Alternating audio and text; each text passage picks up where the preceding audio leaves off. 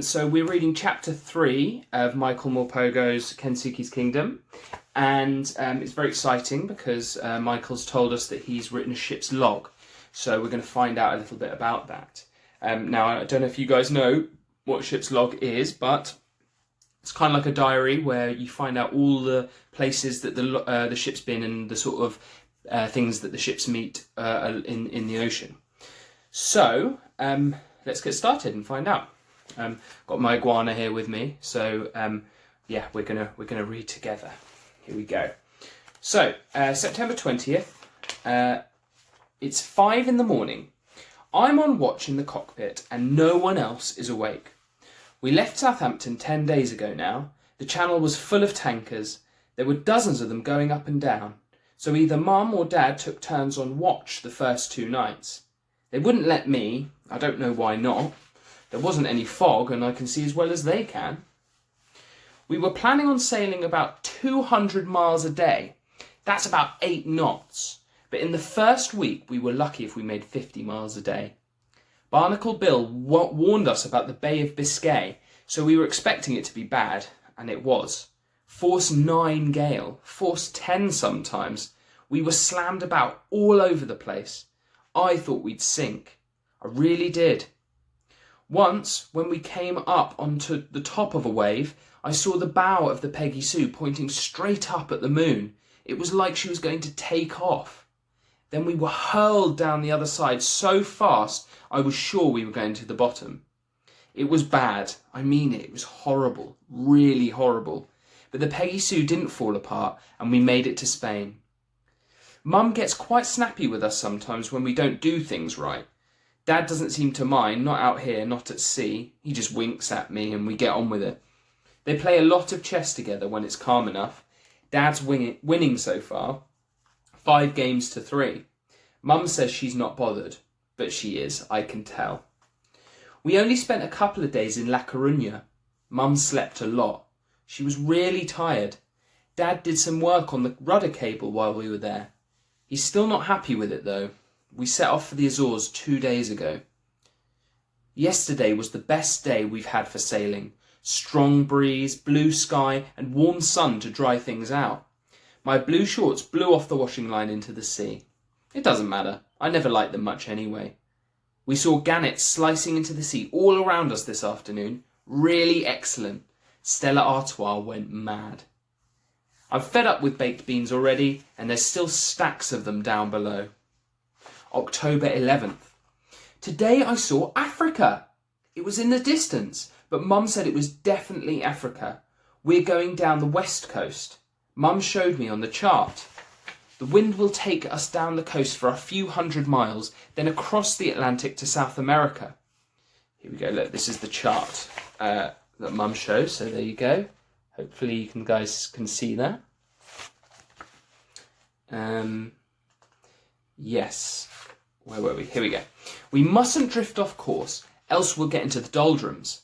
There's no wind there at all, and we could just sit there becalmed for weeks, forever maybe. It's the hottest day we've had. Dad's very red in the face, and the tops of his ears are peeling. Ooh. I'm more nutty brown like Mum. Saw flying fish earlier this morning, and so did Stella. Then Mum spotted a shark off the port bow. A basking shark, she thought. I got the binoculars out, but I never saw it. She said I had to write it down in my notebook anyway, and then draw it. I looked them up. They're massive, but they don't eat people, they just eat fish and plankton. I like doing my drawings. My best one so far is a flying fish. Here are some of the drawings that he's drawn. I sent a card to Eddie from Cape Verde Islands. I wish he could be here. We'd have a real laugh. Stella loves to chase the football around the cabin and pounce on it. She'll puncture it one day, I know she will. Dad's been a bit gloomy, and Mum's gone to lie down. She's got a headache. I think they had a bit of a tiff. Don't know what about exactly, but I think it's about chess. November the 16th. We've just left Recife. That's in Brazil. I don't know if I'm pronouncing that right. You might have to Google that one yourself. We were there 4 days. We had lots of repairs to do on the boat. Something was wrong with the wind generator and the rudder cables still sticking. I've played football in Brazil. Did you hear that, Eddie? I've played football in Brazil, and with your lucky football. Dad and me were just having a kickabout on the beach, and before we knew it, we had a dozen kids joining in. It was a proper game. Dad set it up, we picked sides, I called my side the Mudlarks, and he called his Brazil. So they all wanted to play on his side, of course. But Mum joined in on my side, and we won! Mudlarks 5, Brazil 3. Mum invited them back for a Coke on board afterwards. Stella growled at them and bared her teeth, so we had to shut her down in the cabin. They tried out their English on us.